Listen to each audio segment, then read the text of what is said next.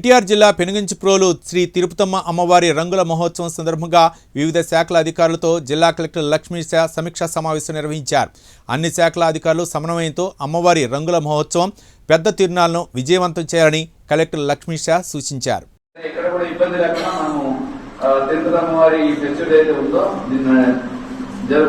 అందరి డిపార్ట్మెంట్ సమన్వయం చాలా అవసరం.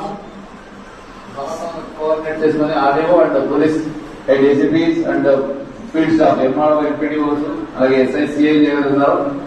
అందులో ప్రతిరోజు అంత ప్రెజర్గా ఉండదు. ఎక్కడైతే బిగినింగ్ 2 days తర్వాత లాస్ట్ 3 days ఉన్నాయో ఇక్కడ చాలా జాగ్రత్తగా ఉండాలి.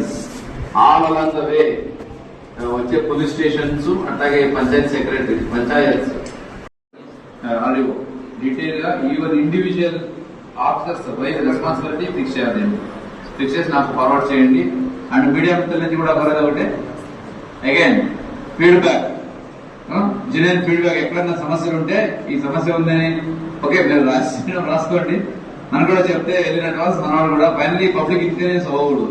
ఇన్కన్వీనియన్స్ అయ్యాక ఇన్కన్వీనియన్స్ రెవెన్యూ పరంగా మీకు కావాల్సిన కోఆర్డినేషన్స్ కూడా అదే ప్రకారంగా రెడీ చేసుకోవాల్సి ఉంటుంది.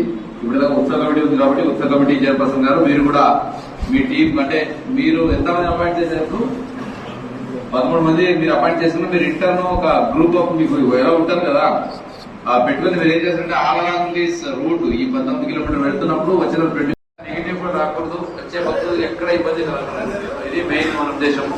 అదే ప్రకారంగా అందరూ అక్కడి నుంచి కూడా గుడి ప్రాంగణంలో బయటకు తీసుకుని రావడం జరుగుతుంది. అక్కడి నుంచి ఊరేగింపుగా వివిధ కార్యక్రమాలు సాంస్కృతిక కార్యక్రమాలతో పాటు